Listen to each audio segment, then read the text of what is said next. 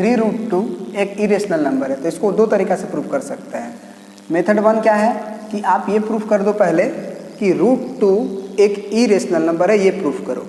जैसे प्रूफ करते हो तुम कि √2 कैसे इरेशनल नंबर होता है, कंट्राडिक्शन से, कि पहले √2 को मानते हैं रेशनल, फिर p/q के फॉर्म में लिखते हैं, फिर ये शो कर देते हैं कि p और q दोनों में 2 कॉमन फैक्टर है, जबकि शुरू में माने होते हैं कि कोई कॉमन फैक्टर नहीं रहता है।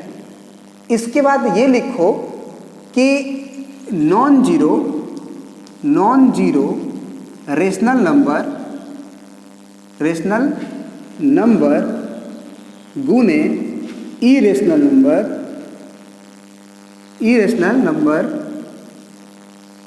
इज ऑलवेज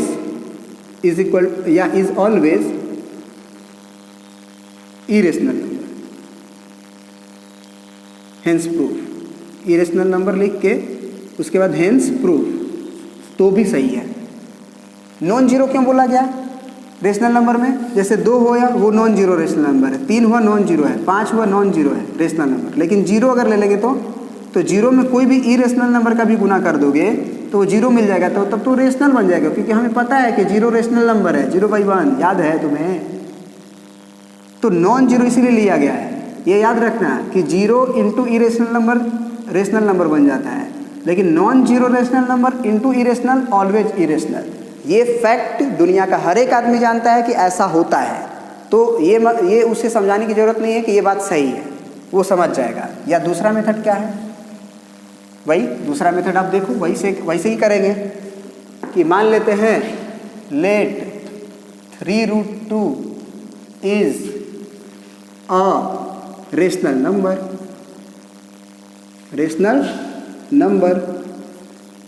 तो अगर ये रेशनल नंबर है तो 3√2 is equal to p/q form, where मान लेंगे कि p and q are coprime, spelling बाबू लिख लेना, ठीक है ना, coprime, and p and q belongs to integer. अब क्या करते हैं, 3 को उधर भेज देते हैं, तो √2 इज इक्वल टू p/3q। अब बस इतना सही, हमको उसने ये नहीं बोला था कि √2 क्या है, हमको 3√2 को बारे में प्रूफ करने के लिए बोला है कि वो इरेशनल नंबर है। तो हमारे लिए ये पता है कि √2 जो है वो एक इरेशनल नंबर है, ये हमें पता है, ये बात याद रखिए। ये हम जो बस दिक्कत करें, मतलब जो क्वेश्चन बोले बस वही हमारे लिए प्रूफ करना है, उसके अलावा हम सब दुनिया का सब कुछ जानते हैं। मतलब हम √2 के बारे में जानते हैं कि वो क्या है, रेशनल है कि इरेशनल है। हाँ, 3√2 के बारे में प्रूफ करने के लिए बोला है कि इरेशनल नंबर है, तो उसके बारे में हम प्रूफ करेंगे। उसके बारे में हम नहीं जानते हैं कि क्या है, रेशनल है कि इरेशनल है, कंट्राडिक्शन से मानेंगे, लेकिन √2 के बारे में जानते हैं। तो अब RHS क्या आ रहा है, RHS तो p एक इंटीजर है, q एक इंटीजर है, 3 एक इंटीजर है, तो ये ना लिखेंगे, now p, q and 3 are integers. This imply p/3q is rational number and we know that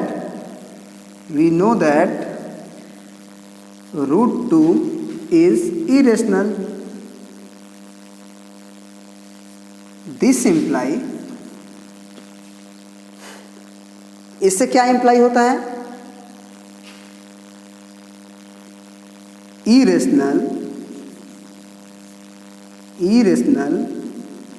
is not equal to rational, है ना, क्योंकि हमेशा होता है। तो ये जो इंप्लाई कर रहा है, तो यही कर रहा है, इरेशनल नंबर लिख लेना पूरा, irrational number is equal to rational number. तो ये क्या लिख देंगे, this imply, this contradict that √2 is irrational। क्यों? क्योंकि हम इसके बारे में तो श्योर हैं कि ये रेशनल है, इसी के बारे में श्योर नहीं है। तो रेशनल को उसने इरेशनल के बराबर कहा, तो ये बात है ना, ये कंट्राडिक्ट कर रहा है ना, दैट क्या कंट्राडिक्ट कर रहा है कि √2 एक इरेशनल नंबर है। इसको विरोध कर रहा है क्योंकि हम जानते हैं कि √2 एक रेशनल नंबर है, because we know √2 is irrational. Hence इस प्रकार 3√2 इज इरेशनल।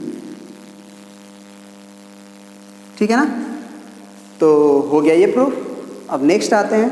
हमको लग रहा है कि ये चैप्टर सब खत्म हो चुके हैं। अब ये चैप्टर खत्म हो गया है। आपको होमवर्क है NCERT का 1.3 और RS अग्रवाल का जो चैप्टर में ये सब हो वो बना लीजिए, और RD शर्मा का भी आप क्वेश्चंस बना लीजिए। ये आपके लिए होमवर्क है, प्लीज़ करके आप इसे बना लीजिए। अब हम 1.4 का थ्योरी देंगे आपको। बेसिकली 1.4 का थ्योरी दे चुके हैं, लेकिन फिर भी देंगे कुछ और फिर बढ़ेंगे आगे।